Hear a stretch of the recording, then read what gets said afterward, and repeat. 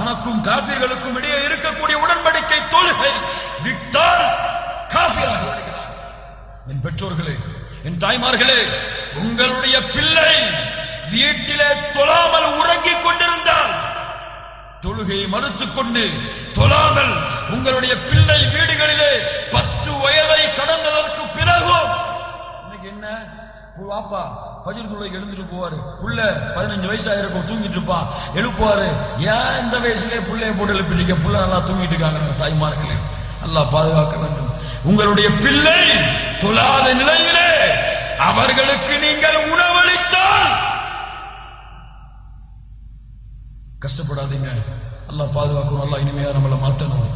ஒரு காஃபிருக்கு நீங்கள் உணவளிக்கிறீர்கள். உங்கள் பிள்ளையை அல்லாஹ்வை மறுக்கக்கூடியவராக மாற்றுகிறீர்கள்.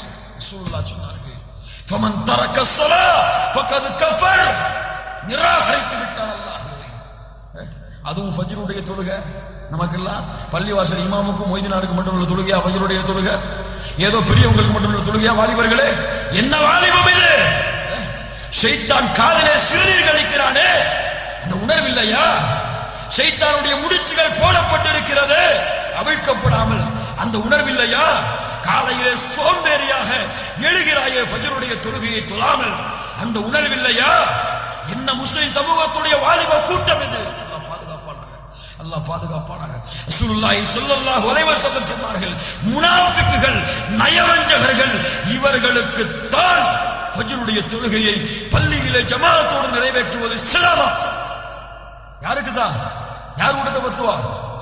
யார் கொடுத்த பத்துவா? ரசூலுல்லாஹ் கொடுத்த பத்துவா. ஃபஜ்ருடைய தொழுகை யாருக்கு சிரமம்? முனாஃபிக்குகளுக்கு. வாலிப பருவத்திலே துடிப்போடு ஃபஜ்ருடைய அதானை சொல்லுவதற்கு முன்னதாகவே பள்ளியிலே முதல் சஃபிலே காத்துக் கொண்டிருக்கக்கூடிய வாலிப சமூகம் ஹய்யா அலா ஸலா என்று அழைக்கப்பட்டதற்கு பிறகு உறங்கிக் கொண்டிருந்தால் என்ன ஈமானிய உணர்வை இந்த வாலிப சமூகம் சுமந்து கொண்டிருக்கிறது. அல்லாஹ் பாதுகாப்பானாக. அல்லாஹ் தொழுகை நிறைவேற்றக்கூடிய வாக்கியத்தை கொடுப்பானாக. வஅம்ரு பில் மஅரூஃப்